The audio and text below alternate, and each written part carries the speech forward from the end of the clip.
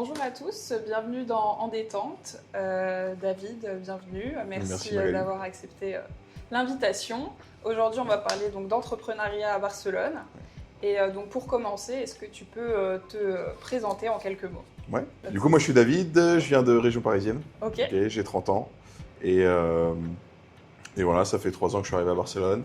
Ok. Et j'ai du coup monté un premier bar et maintenant un deuxième. Ok. Région parisienne, où ça précisément? L'Est parisien, le 93. Ok, d'accord. Ok. Bon, À l'extérieur. Donc j'ai grandi là-bas tout le je temps. viens du 77. Ok. Disney. Ouais, les Voilà, voisins. c'est ça. C'est ça. Ok, bah super. Qu'est-ce qui t'a amené ici? Est-ce qu'il y avait une raison particulière? À l'origine, je suis venu en vacances à Ok. Barcelone. Comme beaucoup, on commence par là. Ouais. Je connaissais pas du tout la ville. Je l'ai découverte vraiment en 2020. Ok. En 2020 Pendant le et Covid, juste avant. juste avant? Ouais, c'était en février 2020 que je suis arrivé Ah oui, c'était fait. en vacances et j'ai vraiment adoré la ville. Vraiment adoré sa vie nocturne, sa vie diurne, les gens, etc. J'ai trouvé vraiment une atmosphère assez vivante et assez sympa. Et du coup, j'avais envie de bouger déjà un peu de Paris, d'aller voir d'autres horizons. Donc, Oui, j'ai sinon, trouvé tu avais Barcelone. toujours vécu à Paris ou Ouais, aux alentours? exactement.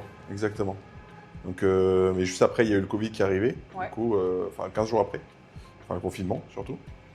Donc, j'ai pas déménagé à ce moment-là. Je suis parti au Luxembourg pendant 2 ans. D'accord. C'était plus calme, j'avais des potes qui étaient là-bas, Ok. qui y sont toujours d'ailleurs. Et 1 an et demi après, dès que ça s'est calmé, tout s'est calmé, je suis revenu ici en vacances. Ok. Et pour Histoire voir de si- vérifier que. Exactement. Et c'était toujours la même vibe. Donc, Mm. donc là, j'ai décidé de déménager. Ouais, c'est vrai que beaucoup commencent comme ça parce que Barcelone, c'est vraiment une ville vacances Ouais. de base. Et puis, pareil, pour moi, j'ai commencé par des vacances et c'est vrai que. Il y a une atmosphère où tu te dis, c'est vraiment sympa, mais est-ce que c'est parce que je suis en vacances, C'est ça. le côté détente, Ouais. etc. Ou est-ce que vraiment tu peux vivre comme ça? Et puis je Ouais. pense que Il y a de t'as eu ta ça, il y a de réponse. ça forcément, mais quand tu es en vacances, c'est toujours plus merveilleux. Ouais. Mais même pour vivre, en Mm. fait, le cadre n'a rien à voir. Au niveau de soleil, température, même les gens et du fait d'être à Barcelone centre en soi, t'as pas ce problème de déplacement comme tu peux avoir en région parisienne ou à Paris. Les gens du coup sont moins stressés.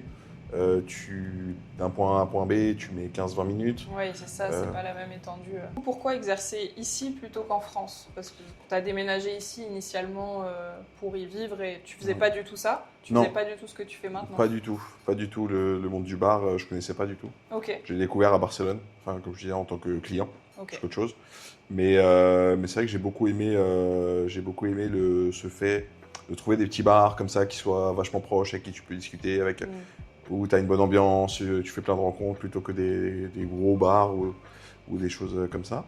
Mais après, pourquoi plus ici qu'en France? Parce que j'ai décidé de vivre ici maintenant, mais D'accord. j'avais pas eu l'occasion forcément en France, ou l'envie à ce moment-là, Ouais. de le faire. C'était un Ouais. concours de circonstances et peut-être c'est aussi vivre ici qui t'a amené à C'est avoir clair, cette envie. c'est clair. Certainement que si je serais resté en France, je l'aurais fait aussi. Mais Ok, non, bah, très bien. Et donc, d'où t'es venue l'idée de ton projet? Combien de temps ça a pris entre l'idée et l'aboutissement? alors initialement, ici j'ai monté plutôt un groupe de rencontres, de sorties, d'événementiels, un D'accord. peu dans les bars. Ok. Donc quand je suis arrivé à Barcelone, je me suis mis avec un pote à faire des sorties danse. Trop On bien. a commencé, la première chose qu'on a faite, c'était un tour de bar.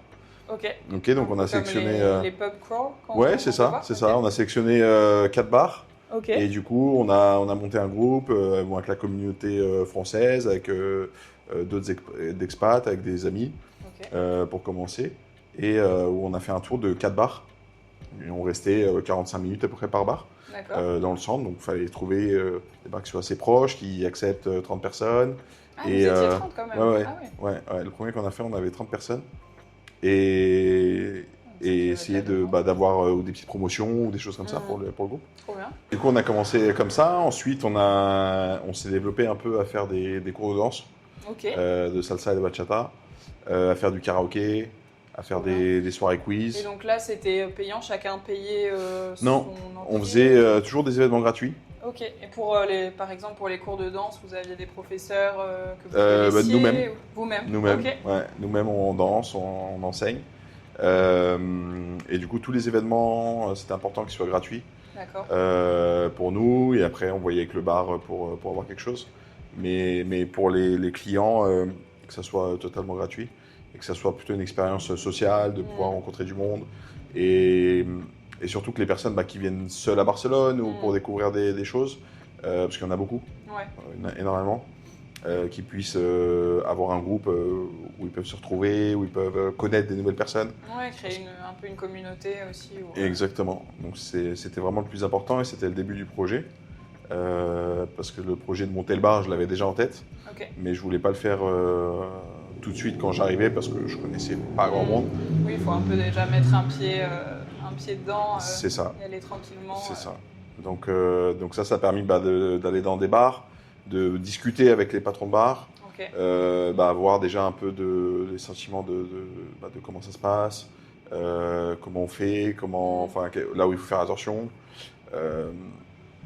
et en même temps monter la communauté. Ok. Donc, oui, au final, monter la communauté, c'était aussi presque un prétexte pour que toi, tu puisses rentrer en contact avec des gens qui faisaient déjà ce que tu voulais faire. Ouais. Ouais. Okay. C'était les deux, de côté. En fait. C'est ça. C'était les deux et ça pendant un an, à peu près pendant un an. On a fait ça. Pas mal, hein. Franchement, c'est une bonne idée. Hein. Ouais, c'était vraiment très sympa. Ça permet de rencontrer énormément de monde, vraiment. Vous deviez assister à chaque fois aux événements, forcément. Oui. Ça faisait pas trop de soirées, un petit peu, parce que fallait travailler la journée et en plus le soir. On faisait ça 3-4 fois par semaine. Ah, quand même. En semaine. Sacré rythme. Ouais. Il n'y avait pas d'événement le week-end, parce que le week-end, en général, les gens sortent déjà en boîte ou ont d'autres projets. Donc, il fallait que ça soit en semaine aussi. Et surtout, pourquoi en semaine pour l'intérêt un peu des bars, parce que c'est là où c'est vide. Et pour eux voilà. C'est ça. De faire des offres. Exactement. Okay, super intéressant en tout cas. Est-ce que tu avais une expérience entrepreneuriale avant ? Non, pas du tout. Non, vraiment. Tu t'es lancé un petit peu, tu t'es dit allez, on le fait. Exactement. Alors j'avais déjà géré un magasin, etc. Bon, en France, à Paris, j'étais directeur de magasin. D'accord. D'une partie de magasin.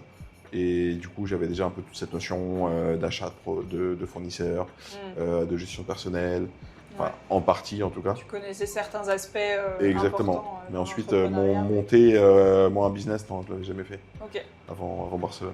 Ok, d'accord. Donc, ta première expérience, c'était espagnol. Ouais, exactement. Ok. Quels ont été les plus gros défis au démarrage ? Au démarrage, déjà, ça a été trouver le local. D'accord. Ça, c'est vrai que c'est pas simple. Parce qu'un bar, en plus, ce qui est hyper important, j'imagine, c'est la localisation. Ouais. Il y a plusieurs points. C'est vrai que quand tu cherches un bar ici, comme tu dis, c'est la localisation, mais aussi la licence que le bar a déjà. Ah oui. Parce qu'aujourd'hui, la mairie de Barcelone ne donne plus de licence. D'accord. Donc, elle est propre à chaque local et tu ne peux pas la déplacer. Okay. Donc, quand tu trouves un local qui te va bien par rapport à l'emplacement, peut-être que la licence n'est pas adaptée à ce que tu veux faire. Ah, et ça ne se déplace pas, d'accord. Exactement. On peut pas Non. s'échanger. Non, parce qu'en fait, ils donnent une licence et surtout, ici, c'est très scindé. Les droits au niveau des bars, en tout cas, ou de la restauration, où tu as vraiment plein de licences ou sous-licences. Ok. Et du coup, tu peux faire certaines choses, pas d'autres, avec ce type de licence. Et du coup, trouver l'emplacement avec la licence qui te convient, c'est vrai que c'est pas la chose la plus simple. Ok. Ouais. Et au final, maintenant, tu as trouvé 2 locaux. Ouais, exactement. Donc, ça, c'est pas mal. Il y en a 2, ouais. Après, avec l'expérience, c'est vrai que tu comprends mieux le système des licences et vraiment ce que tu as besoin, suivant. Et puis mon projet maintenant est un peu plus ciblé, enfin je sais un peu plus ce que je veux faire. D'accord. Par rapport à quand j'ai commencé. C'était beaucoup plus vague. Mais maintenant, voilà, je sais exactement ce qu'il me faut par rapport à ce type de projet. Ok, parfait. Ouais. Quelles ont été donc les premières étapes concrètes pour lancer ton bar ? Déjà, c'est monter, créer ta société. D'accord. Okay, donc trouver un gestor. qui t'aident vraiment à tout faire. Franchement, il n'y a pas besoin Oui, d'avoir tu de t'es fait connaissances. aider. Il y a besoin de zéro connaissance là-dedans. C'est leur métier. Donc, je veux créer une société. Et ils te le feront de A à Z. Ok. Et donc, quand tu dis un gesteur, c'est un avocat ou non, c'est plus un comptable. Un comptable Ouais, plutôt. ça va ressembler plus à un comptable. D'accord. Comptable, expert comptable en France. Donc, après, voilà, tout ce qui est administratif, tout ce qui est mairie, c'est eux qui le font. Ok. Ça s'est fait rapidement dans tes souvenirs? Ouais. Ouais. Ouais, c'est assez rapide. Je pense que ça a pris une semaine, 10 jours, grand max. D'accord. Mais non, vraiment, c'était rapide. Et après, pas grand-chose de plus. Enfin, c'est ouverture de compte en banque. Et après, toutes les déclarations, c'est ton comptable qui s'en occupe, quoi. Donc, D'accord. Ouais, donc... Et l'agent immobilier aussi. Quand tu passes par l'agence, quand tu prends un local, tout ce qui est transmission de licence entre l'ancien propriétaire et le nouveau, c'est eux qui s'en occupent au niveau de la mairie. Ok. Donc ça, c'est... Ouais, donc tu te fais accompagner en fait à chaque étape. Il faut juste sortir les sous en fait. C'est ça. Juste. C'est ça, juste. Et t'es sous quel statut du coup Ici, Alors j'ai un statut autonomo et entreprise. D'accord. Donc, je suis pas salarié d'entreprise, mais administrateur de l'entreprise en tant qu'autonome. Ok. Est-ce que tu trouves qu'il est facile de créer un réseau professionnel ici? Le réseau professionnel entre expatriés, c'est assez facile. D'accord. Parce que les gens ont vécu ça déjà il y a quelques années. En général, entre 1 an, 3 ans, 5 ans. Okay. Donc ils sont vachement dans l'entraide. Ouais. Donc ça, c'est vachement sympa. Après, au niveau des locaux aussi, dans le premier bar, j'ai d'autres bars qui sont à côté. Okay. Et qui sont des gens d'ici. Et qui, quand il y a besoin, ils sont là pour toi. Sont là et... Personne l'a pris mal que tu sois un petit Français qui vient ouvrir son bar ici. Non, vraiment, non. Moi, je suis parti me présenter directement. Okay. Et les gens, super contents qu'il y ait d'autres magasins, bars, activités à côté. Mais que ça soit pour les bars ou que ce soit pour d'autres choses. Tu vois. Il y a d'autres entreprises avec qui je communique beaucoup. Okay. Et en fait, c'est intéressant parce qu'on est dans le même bateau, en fait. Ouais.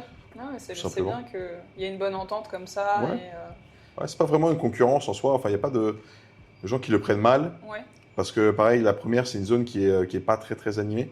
Okay. Donc moi, avec la nuit, c'est vrai que j'ai ramené pas mal d'activités, un peu plus. Donc, le restaurant qui est à côté, il est assez content de ça. Du coup, parce que ça lui fait plus de passages. Vu que les gens, chez moi, s'ils boivent un peu, ils terminent, souvent, ils vont manger à côté. Donc, et inversement, en fait, il y a aussi des clients qui sont d'une bodega qui est en face, qui au début m'ont rempli vachement de bar et qui aujourd'hui sont aussi mes clients. Okay, ouais, mais je veux dire, ils viennent pas plus tôt pour pas aller dans la bodega. Ils font toujours le rythme de la bodega. Et après, ils viennent dans mon bar le soir. Oui, dans tous les cas, c'est plus les clients qui vont déterminer si ton bar est viable ou pas, si ton lieu est viable. C'est pas parce qu'il y a un autre resto ou un autre bar qui a ouvert que tes clients vont plus venir. Exactement. Est-ce que tu t'es entouré d'autres entrepreneurs français ou locaux au début pour justement t'aider dans ta démarche, ou est-ce que vraiment tu étais seul Vachement seul en soi, mais par choix, parce que j'aime bien découvrir un peu toutes ces choses-là et aller chercher et comprendre et apprendre, tout simplement. Mais effectivement, j'ai eu aussi de l'aide d'autres bars français aussi, qui je faisais des activités avant de monter les bars, donc j'avais énormément questionné. Pas mal de contacts dans le milieu. Ouais. Et qui m'ont toujours aidé, donné des conseils, fais attention à ça, parce que en soi, on va toujours faire les mêmes erreurs quand on commence. Oui. C'est y aller un peu, vas-y, on y va, et surtout peut-être au niveau des dépenses, au niveau du bruit, les voisins ici, Barcelone ou même l'Espagne. En général, tout ce qui est construction, c'est très mal isolé. Oui. Donc tu mets un peu de musique, ou les gens parlent un peu fort, ou ça tape sur la table.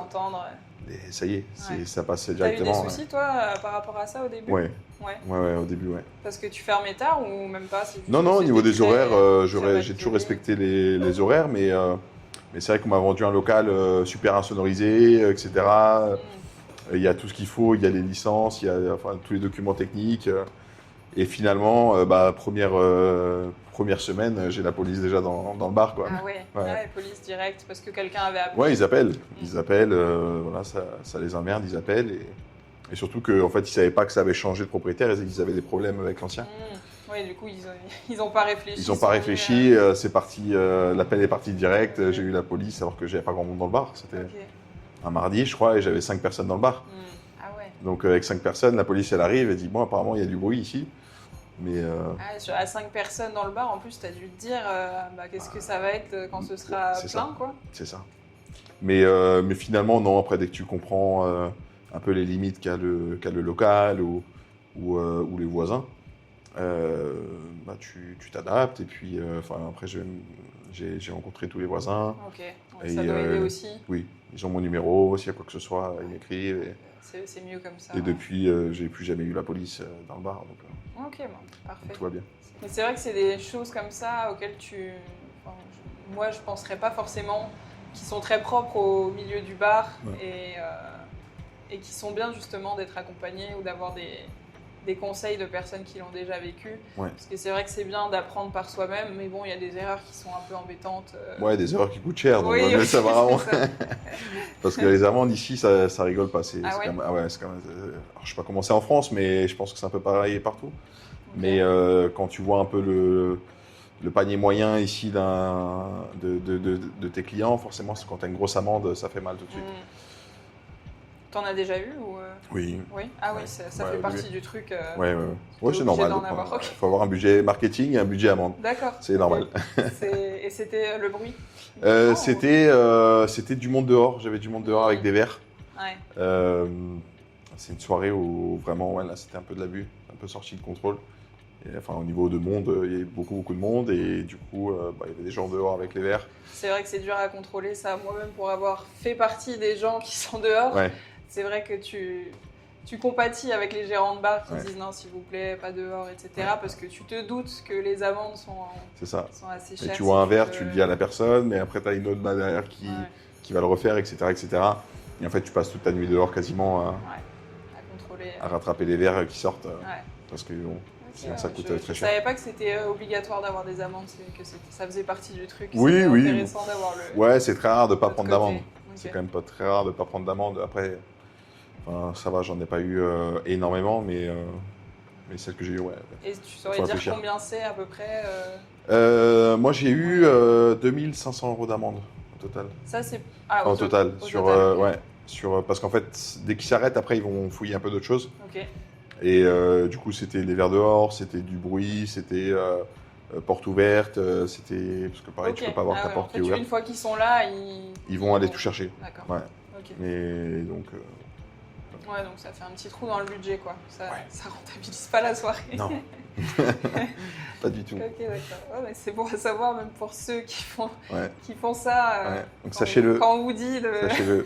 Arrêtez de sortir les verres dehors. Ça fait mal. Quel rôle joue ton réseau dans la réussite de ton projet ? S'il joue un rôle important ou si c'est plus... Mon réseau, lequel ? Ton réseau professionnel. On communique beaucoup entre patrons de bar. Ok. Surtout sur l'activité, un peu, tiens, comment toi ça a été cette semaine, etc. Parce que c'est vrai que quand tu es enfermé dans ton bar, tu sais pas ce qui se passe ailleurs. Ouais. Et quand, je sais pas, ça fait... tu as ouvert le mardi ou le lundi et tu arrives à jeudi et tu as eu presque personne, ou très peu d'activité. Par rapport à d'habitude, tu te dis waouh, qu'est-ce qui se passe ? Il y a quelque chose qui se passe dans mon bar, alors que en fait, ça peut être, c'est complètement Barcelone. Ouais, il y a autre chose, peut-être un match qui a lieu. Ça peut être un match, ça peut être les fêtes, parce qu'il y a énormément de fêtes. Ouais. Là, de juin à ça a terminé là en début octobre. C'est des fêtes tous les week-ends. Ouais. C'est tous les week-ends ou des fêtes de quartier. Ou je parle d'Oktoberfest par exemple, qui a ramené beaucoup de monde, donc vidé beaucoup de monde de Barcelone. Ce qui se passe au forum, aussi il y a souvent des événements. La fête nationale, la fête nationale de Barcelone, la fête nationale d'Espagne, la fête de Catalogne.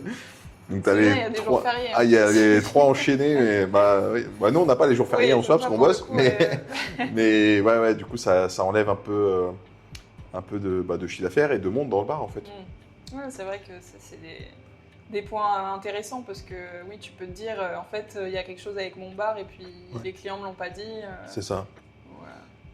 Et toi, parce que donc, tu tiens 2 bars, et est-ce que les 5 jours par semaine, tu es forcément dans l'un ou l'autre, ou il y a des jours qui sont plus dédiés à l'administratif Alors, tous les jours, en journée, je suis sur l'administratif. Okay. Moi, j'ouvre que le soir pour l'instant sur les 2 bars. Sur celui-là, sur le nouveau, je vais ouvrir aussi les midis. Okay. Mais non, tous les soirs, je suis dans un bar ou dans l'autre. Okay. Et l'administratif, les livraisons, les commandes, c'est la journée. D'accord. Tu gères toute la logistique en journée, et le soir, tu passes à l'action. Exactement. Et donc, tu as des associés ou c'est des employés? Non, que des employés. Okay. J'ai 3 employés, 2 dans le bar, 1 ici. Ok. Et voilà. Okay. Comment tu fais pour te faire connaître? Comment tu as fait au début? Comment tu fais J'imagine que tu communiques un petit peu. Ouais, alors surtout Instagram au niveau des réseaux. Oui. Instagram et TikTok. TikTok aussi? Ouais. Ok. Alors ça marche moins TikTok parce que bon, il y a moins de contenu à mettre. Il pourrait avoir plus de contenu, mais c'est vrai que c'est énormément de boulot. De temps, ouais. Donc je mets ce que je mets sur Instagram au niveau en format vidéo, ça sera. Histoire d'avoir une présence quand même. C'est ça, c'est sur TikTok, mais surtout c'est Instagram. Et non, comment je me fais connaître surtout, c'est le bouche à oreille. Bouche à oreille, groupe d'expatriés, un peu tous les groupes WhatsApp ou Facebook, je suis dessus. Et puis le réseau que j'avais monté avant avec les animations dans les bars. Donc ça, pour le lancement, ça a été top. Okay. Ça a évité d'avoir un bar vide pendant plusieurs mois. Ouais. Oui, parce que les débuts, ça peut être compliqué si tu connais personne. Pourquoi les gens viendraient dans ton bar C'est ça. Et est-ce que tu as senti une solidarité particulière entre expatriés à Barcelone? On en a un peu parlé au début déjà. Oui. Franchement énormément. Que ce soit au niveau de personnes qui ont des business ici, que ce soit bar ou autre chose. C'est vrai que tu as toujours le coup de main et puis t'es compris, en fait, les gens te comprennent parce qu'ils sont passés par là. C'est ça. Donc forcément, ils viennent, ils vont répéter plusieurs fois au début, même si c'était pas dans leur habitude ou c'était pas leur projet. Okay. Donc ils vont venir te visiter plusieurs fois un peu pour le lancement. C'est avec les premiers mois de lancement, cool, j'avais du monde tout le temps qui venait pour donner un coup de main. Et même au niveau des clients, c'est-à-dire que les expats francophones, la plupart de ceux qui sont là depuis 3 ans ou 2 ans, je les connais et eux me connaissent. Et c'est vrai qu'ils mettent beaucoup là-dessus, sur bouche à oreille, sur ramener des gens ici pour faire des soirées, les anniversaires, les soirées, on fait beaucoup de soirées francophones aussi. Okay. Une fois par mois, 2 fois par mois. Okay, on fait ça avec les VIE aussi. Okay. C'est vrai quand on fait ça, ça ramène beaucoup de monde. À quoi ressemble une journée type pour toi? Une journée type, elle commence un peu tôt. Okay. On va commencer par tout ce qui est gestion de mail, déjà, tout ce qui est administratif un peu, voir les réservations, s'il y a des nouvelles réservations, les mails, les factures en cours. Et ensuite, je pars directement dans un bar ou dans l'autre, okay. En général, pour organiser la semaine. Les deux sont un peu différents. Enfin, je ne fais pas les mêmes choses dans les deux. Par exemple, dans le premier, c'est comme j'ai des friteuses là-bas, donc c'est le changement d'huile, le nettoyage des friteuses, par exemple, ou du four. C'est les achats, okay. Donc passer une nouvelle commande, aller chercher des produits. Il y a certaines choses qui sont livrées. Et dans l'autre, du coup, tu sers de la nourriture aussi? Oui. Okay. Ouais. Alors dans les deux, je fais de la nourriture. Mais différentes, parce que du coup, c'est pas la même licence. Ouais. Ah d'accord, ça joue aussi sur ce que tu peux servir. Okay. Exactement, c'est vachement scindé.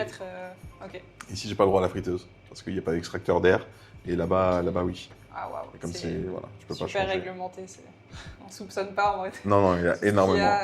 C'est vraiment énormément de choses. Ok, donc un peu de nettoyage, entretien. Ouais, c'est ça, nettoyage, entretien de ce qui se fait une fois par semaine ou 2 fois par semaine. Ensuite, c'est tout ce qui est approvisionnement achat. Okay. Donc, il y a des choses où je suis livré. Au niveau des alcools, en général, je suis quasiment tout livré. De la nourriture, je dois aller chercher deux fournisseurs différents, donc ils sont pas très loin. Donc je vais aller chercher ça. Qu'est-ce qu'il y a d'autre? Après, je passe ici aussi, pareil. Même chose. Un autre jour, c'est pour les réceptions. Ok. Donc là, pour l'instant, c'est toi qui fais ça pour tes 2 bars. Ouais. Et t'es tout seul. Ouais. Ok. Tout ce qui est achat, réception, c'est moi qui le fais. Après, faut passer au comptable ou à la banque. Il faut avoir une sacrée organisation, j'imagine, parce que si tu as une livraison prévue à telle heure ici, une autre prévue à... C'est ça. Mais surtout que c'est des tranches horaires. Ouais. Donc, t'as pas de... les fameuses tranches horaires. Ouais, c'est ça. Mais bon, ça va, c'est 2 heures. J'imagine que tu as toujours quelque chose à faire en les attendant. Oui, c'est ça. Et donc je fais une journée. Après, je fais pas les mêmes journées de livraison. Forcément, pour pas, s'il y a un problème, justement, que je sois pas embêté. Il y a un bar qui est livré le mercredi, un qui est livré le jeudi. Et ensuite, à part ça, qu'est-ce que je fais d'autre? Toute la communication d'Instagram, donc faire du shooting photo dans les bars, des produits, et ensuite toute la création et la publication. Quoi. Donc tu fais beaucoup de choses toi-même encore à ce jour. Ouais. Et c'est un choix ou... Ouais, c'est un choix et un peu une obligation pour l'instant. C'est financier. C'est sûr que si tu mets quelqu'un pour te faire toute la communication, si tu mets quelqu'un pour c'est ça, parce que c'est tout le nettoyage, c'est des jobs à part entière, au final, que tu fais pour ça fait, tout seul. C'est ça. Ça reste des petits bars en soi. Mais tu peux vite avoir 4 employés supplémentaires et qui ne sont pas, on va dire, en production, enfin en vente directe. Tu vois, c'est tout ce qui est préparation, tout ce qui est communication. Mais ce qui est tout aussi important, mais c'est vrai qu'il faut pouvoir le faire. Et aujourd'hui, sur un petit bar, c'est compliqué d'avoir un employé par poste. C'est pas possible. C'est comme d'utilité non plus. Ouais, c'est comme dans toute société. En soi, si c'est pas une grosse société, tu as une personne qui va faire 3 tâches différentes. Donc, non, mais c'est bien, je trouve. Ça doit être enrichissant, ça doit prendre du temps, mais ça doit être enrichissant. Ça prend beaucoup de choses. Mais c'est sûr que ça fait beaucoup d'heures. Ça fait beaucoup d'heures à la semaine, mais bon, après... Tu arrives quand même à te bloquer un week-end pour vraiment déconnecter? Ou tes jours off, est-ce que tu es encore un peu la tête dans le bar? Non, je suis toujours connecté. Je suis toujours connecté, dimanche, lundi aussi, si je suis fermé. Après, si je dois prendre un week-end, je déconnecte. Donc, je peux me permettre de prendre un week-end et de reporter, en fait. C'est juste de reporter ce que j'ai à faire. Mais pour l'instant, je préfère le faire le dimanche et le lundi aussi, où ça va être plus tranquille. Parce qu'en semaine, je fais des journées de 15 heures à peu près. Mais le week-end, je bossais peut-être 3-4 heures le dimanche. Mais c'est 3-4 heures que je ne ferai pas en plus dans la semaine. Donc, oui, au final, quand tu es entrepreneur, c'est toi et toi. C'est toi qui gères ton temps. Donc, c'est ça. Tu sais que si tu le fais pas là, c'est pas vraiment par obligation, mais tu sais qu'au bout d'un moment. Non, et puis ça coûte rien en soi. Tu vois, le lundi, ça y est, pour moi, la semaine a déjà commencé. De faire 2-3 trucs, surtout des choses qui sont plus que je peux faire depuis chez moi ou depuis n'importe où sur le téléphone. Programmer de la publication ou des choses comme ça, ou faire mes posts. C'est des choses que je peux faire partout. Et si je suis sur mon téléphone, au lieu de scroller sur TikTok, je prépare mes trucs. Tu réalises, tu dis, donc, je pourrais faire ça. C'est ça, mais c'est pas du travail supplémentaire en soi, parce que qu'est-ce que je ferais à la place un lundi à 14h, tu vois. C'est vrai. Autant faire ça. Oui, en plus, tu travailles pour toi, pour le coup, donc il doit y avoir aussi ce côté... C'est ça. Tu crées, en fait, donc c'est quand même vachement intéressant de savoir que tu es sur ton téléphone en train de créer, plutôt que des fois, ça m'arrive aussi de passer des heures à être comme ça, en automatisme. On est tous victimes de ça. Un peu comme tout le monde. Mais c'est vrai que quand tu crées, tu as cette satisfaction aussi d'avoir créé quelque chose. Donc, Qu'est-ce qui te motive le plus dans ton activité? Les clients, vraiment. Le retour des clients, qui soient satisfaits, qui en fait ça paraît quelque chose de basique, mais quand tu sors à un endroit, ce que tu veux, c'est être un peu chouchouté. Dans un bar ou dans un restaurant, c'est parce que tu n'as pas envie de cuisiner ou parce que tu n'as pas envie d'être tout seul pour boire ton verre de vin ou quoi que ce soit. Et qu'on te serve, qu'on ait une discussion aussi, que tu aies de l'ambiance et tout ça. Donc c'est vrai que ce qui est satisfaisant, c'est ça. Ok. Vraiment. Passer un bon moment. Ouais. Est-ce qu'il y a des erreurs à éviter absolument si quelqu'un veut lancer son activité? Ouais, il faut pas être pressé. Ok. Il faut pas être pressé, il faut vraiment laisser le temps au temps. Moi je dis ça, je suis quelqu'un qui est très très pressé tout le temps, vraiment. Mais pressé dans, il faut que ça marche, il faut que ça, voilà, je mets quelque chose en place, il faut que ça marche tout de suite, ou quoi que ce soit. C'est vrai que j'ai eu la chance. Ce que je comprends aussi, c'est compliqué, surtout quand tu as autant de choses investies, de dire les clients, ils viendront peut-être le mois prochain. J'imagine que ça doit être dur à vivre. C'est ça, il faut du temps, enfin, sachant que c'est quand même des investissements qui sont assez gros. Donc, il n'y a pas besoin d'aller dépenser plus d'argent, par exemple, dans beaucoup de marketing ou beaucoup de pub, tu sais, des choses comme ça. C'est pas forcément ce qui marche le mieux. Mais bon, voilà, faut tester pour voir. Mais vraiment, le plus important, c'est bouche à oreille au niveau de ça. Donc, faut laisser le temps que les gens te connaissent.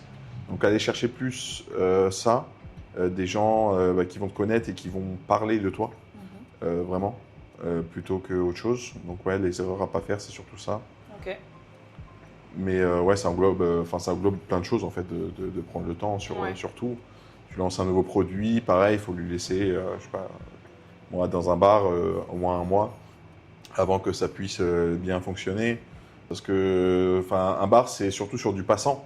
C'est pas comme un produit que tu mets en ligne et tu peux lancer une campagne ou quoi que ce soit et puis ça va marcher, ça va se vendre tout de suite. Le bar, en fait, tu as des gens qui sortent au bar, je sais pas, une fois par mois, par exemple, ou dans ton bar une fois par mois. Donc, si tu laisses pas au moins un mois, 2 mois, tu vas pas capter assez de personnes pour savoir reviennent. Si ton produit, celui-là, il marche, si tu mets un nouveau, je sais pas moi, nouvel truc à la carte de nourriture, savoir si je le garde ou pas. Mais oui, donc il faut aussi peut-être avoir confiance en ce que tu proposes au début pour pas te dire là il y a eu un mauvais commentaire par exemple. Oui, c'est ça. Ou au bout de 2 semaines, changer, etc. Non, ça intéresse personne. Ouais, faut laisser quelques mois, quelques semaines, quelques mois, suivant ce que c'est. Est-ce que tu as vécu un échec ou un moment de doute marquant dans tout ce processus, cette expérience de création de bar? Ouais, d'échecs plusieurs en soi, parce que comme on disait là, faut essayer. Faut essayer plein de choses. Je veux dire, un bar, c'est pas juste avoir du vin, de l'alcool et des cocktails et des tapas. Faut avoir le bon produit au bon moment, bien comprendre les saisons surtout. D'accord. Parce que c'est qu'à Barcelone, il y a plein de saisons en soi. En hiver, ça travaille différemment qu'en été. Ou quand tu as la saison aussi du football. Forcément, si toi tu n'aimes pas le football, tu n'auras personne. Donc, tu as beau mettre n'importe quelle promotion, les gens ils vont voir du foot. Donc, c'est pas des échecs en soi qui te. Échec, c'est peut-être un peu fort le mot. Ouais, c'est ça. C'est des erreurs. Ouais, tu peux lancer quelque chose. Penser quelque chose va fonctionner, et au final pas du tout. Et tu changes, tu t'adaptes et voilà. Effectivement, c'est des échecs, mais tant que tu le corriges vite, en soi, pour moi, ça y est, c'est plus un échec. C'est juste, t'as appris de ça. Ouais, clairement. Où est-ce qu'on peut suivre ton activité? Surtout sur Instagram. Instagram, Donc tout est publié sur Instagram, sur Google aussi. Au niveau de, quand tu cherches le bar, BPM Bar, il y a tout ce qui est actualité, les événements un peu de ce qui se passe, les offres aussi, parce que j'ai lancé une offre comme Happy Hour mais différente. D'accord. Donc plutôt des Happy Days. Donc ce serait toute la journée? Ouais, c'est toute la journée et chaque jour un thème différent. Donc, par exemple, le mardi, c'est sur les toasts que je fais. Tu as une promo sur les toasts. Le mercredi, c'est sur le vin. Le jeudi, c'est sur la tequila, etc. Vendredi, c'est sur des plats de tapas. Et le samedi, c'est sur des spritz. Donc un jour, un thème. Tu peux venir tous les jours, tu auras une promo. Exactement. Exactement. Donc au lieu de faire Happy Hour, je voulais faire quelque chose un peu différent. C'est bien, parce que Happy Hour, parfois, faut être là au bon moment. Ouais, c'est ça. Non, je me suis rendu compte dans le premier bar, le premier bar, il est beaucoup de nuit. Donc c'est vrai que j'ai beaucoup de monde après 22h. Donc l'Happy Hour là-bas, par exemple, c'est pas quelque chose qui marche bien. Du coup, il fallait trouver autre chose sur la journée complète. Ok. Ouais, et voilà. Bonne idée. Ouais. On va voir maintenant si ça marche. Ouais, c'est ça. Et donc, tu as 2 bars qui s'appellent le BPM. Ouais. Un ici à Exemplé. Exactement. Et l'autre l'autre, il est à Enkens. Donc, ils sont dans la même rue, à Arago, les deux. Okay. Le premier au 551 et celui-là au 127. Ok, voilà. Ouais, c'est les très longues rues de Barcelone. Ils sont pas à côté. Ok, et pourquoi le BPM? Est-ce qu'il y a une raison particulière? Ouais, ça vient aussi de quand je faisais des événements, du coup, un groupe qui s'appelle Barcelona de Puta Madre. D'accord. Qui veut dire que Barcelone est incroyable. Ouais. Voilà, tout simplement. C'était vraiment quelque chose de très simple. Cool. Au moment de chercher un nom. Ouais, c'est ça. Et du coup, les lettres BPM pour Barcelona et Puta Madre. Très cool. Voilà. Pour finir, si tu avais un seul conseil à donner aux personnes qui souhaitent se lancer dans l'entrepreneuriat, ce serait quoi? Allez-y. Ouais. Franchement, c'est quand même vachement satisfaisant. Faut pas avoir trop peur, trop de crainte. Les choses se font sur le moment. On n'est pas tout seul non plus au niveau de l'administratif qui va faire plus peur ou des choses comme ça. Il y a des professionnels pour ça en soi. Et après, le reste, c'est de la création propre, quoi. Ouais. Donc, quelqu'un qui veut entreprendre, c'est qu'il a cette touche un peu créative. Donc, faut pas se braquer à pas le faire ou se limiter. Vraiment, faut se lancer et puis. Peut-être avoir des petites économies. Ouais. Suivant l'activité, oui. C'est que le bar, ça demande forcément un peu plus parce qu'il faut que tu achètes la licence. Ouais. Mais les activités qui coûtent pas cher au lancement et qui sont quand même vachement intéressantes. Donc c'est quelque chose que tu as envie de faire, ça sera toujours intéressant. Donc il faut développer cette créativité et c'est important d'avoir ça. Ouais. Et puis après aller s'entourer de d'autres personnes qui ont fait la même chose parce qu'on se comprend et une entraide qui est vraiment folle. Donc c'est très très sympa. Ok, trop cool. Merci beaucoup en tout cas David pour ton témoignage. Ça va servir, je pense. J'espère. Et puis merci à tous d'avoir regardé En Détente et à bientôt. Ciao, ciao. Ciao.